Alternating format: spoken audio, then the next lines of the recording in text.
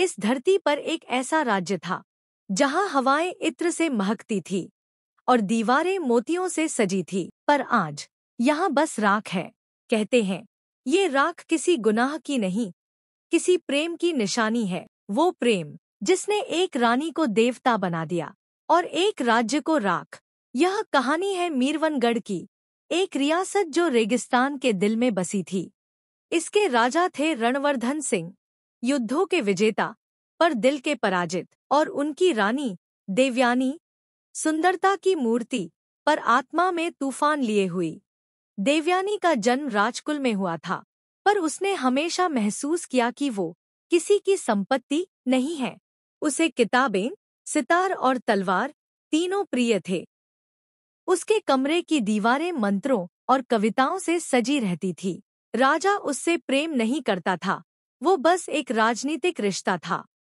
और रानी, वो अपने ही महल में एक कैदी थी। कभी कभी रात में जब रेगिस्तान की हवा महल की खिड़कियों से गुजरती तो वो बालकनी पर खड़ी होकर फुसफुसाती, क्या इस दुनिया में कहीं मेरा अपना आकाश है? एक रात महल में दीपोत्सव था। पूरा नगर रोशनी से भरा था और उसी भीड़ में रानी की नजर पड़ी एक सैनिक पर।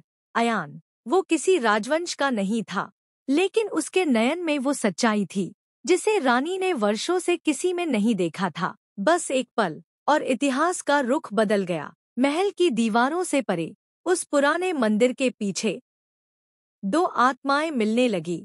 तुम्हें डर नहीं लगता अगर कोई हमें देख ले तो?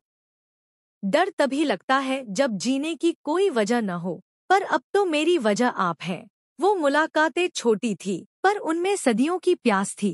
कहते हैं प्रेम जब राजमहल की दीवारों में जन्म ले तो वह पूजा नहीं, पाप बन जाता है। महल में फुसफुसाहटें शुरू हुईं। दरबारियों ने राजा को खबर दी कि रानी किसी सैनिक से मिलती है।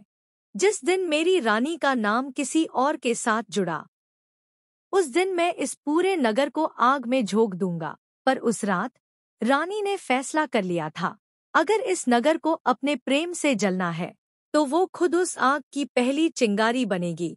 राजा ने आदेश दिया, अयान को फांसी दी जाए। पूरे नगर को बंद कर दिया गया।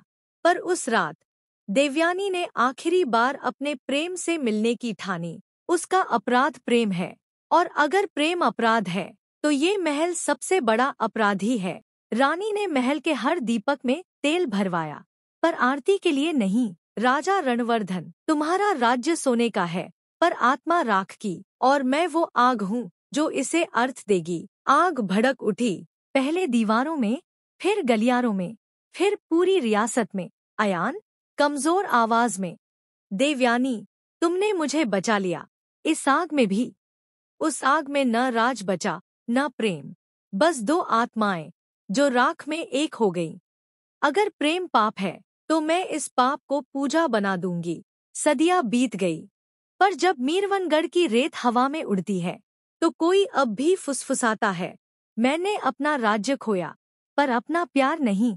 कहते हैं जब रात में यहाँ आग की गंध आती है तो समझ लो रानी देवयानी अब भी अपने प्रेम की तलाश में है। इतिहास ने उसके नाम को मिटा दिया, पर प्रेम की वो राख आज भी जलती। अगर आपको इतिहास की ये अनकही कहानियां छू जाती हैं और आप भी चाहते हैं कोई आपको भी बेइंतहा प्यार करने वाला मिले, तो इस चैनल को सब्सक्राइब करें। अगली कहानी उस सम्राट की जिसने अपनी मृत पत्नी के लिए स्वर्ग बना डाला।